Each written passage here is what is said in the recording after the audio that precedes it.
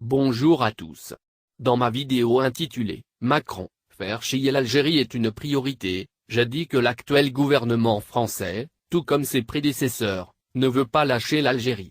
Pour appuyer mon argument, j'ai intégré dans le montage une vidéo qui appartient aux archives de Gaumont-Pathé, diffusée en 1957, et qui porte le titre « Si la France venait à perdre l'Algérie ».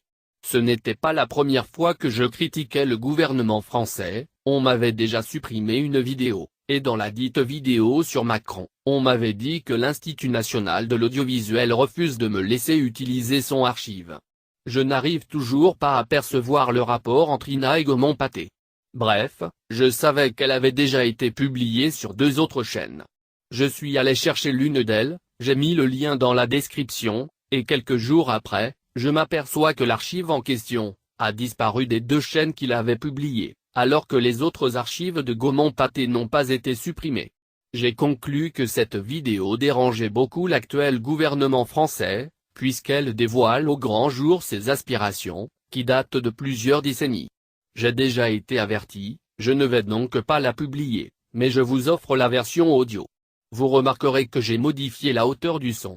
Si cette vidéo est supprimée, ou si mon compte est clôturé, sachez que j'ai été victime de dictature. Bonne écoute et à la prochaine.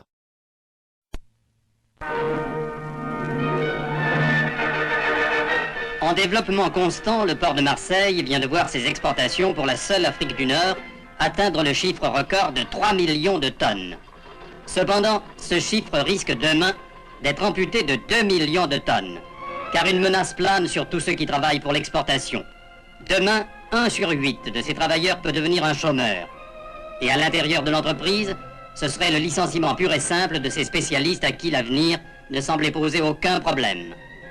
Demain, l'industrie automobile devrait débaucher 10 000 ouvriers si le quart des voitures destinées à l'exportation demeurait sur le quai de départ, condamnant du même coup autant d'accessoires à rester dans les stocks du magasinier.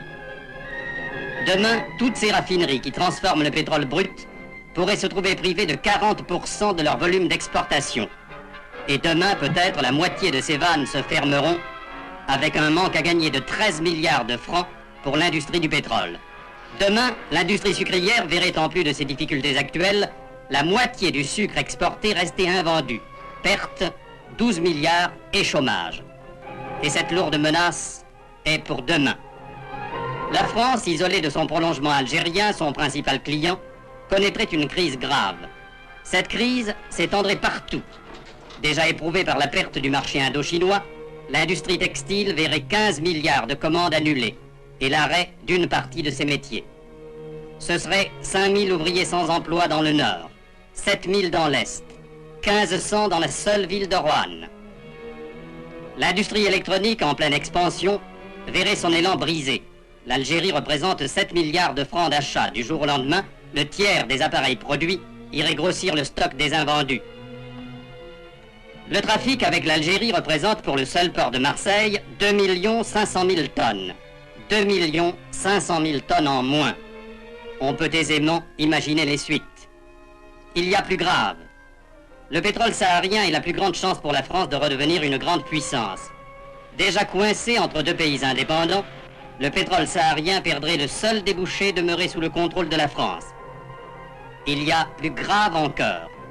Sur 8 travailleurs de l'exportation, avoir un chômeur, c'est avoir chaque jour 1 heure de travail en moins. C'est donc de l'argent en moins pour les laboratoires de recherche, pour les bureaux d'études, sans lesquels aucun progrès technique n'est possible. Et une réussite comme la Caravelle, qui représente 10 ans d'études et des centaines de millions d'investissements, est impensable dans un pays privé de moyens techniques. Ce ne serait pourtant qu'un début. La disparition de la clé de voûte de l'édifice africain entraînerait la dislocation de l'Union française. Le standard de vie des Français n'échapperait pas aux conséquences de cet effondrement. Ce ne serait pas seulement des restrictions, des jours de vacances en moins, des facilités en moins, des plaisirs en moins. Ce serait bien pire encore. Être ou ne pas être une grande nation, telle est la question. La France mérite mieux que de se résigner à la retraite. Elle a mieux à faire que de vivre de souvenirs de sa grandeur passée et de recettes gastronomiques. Attention à demain. Pensez-y.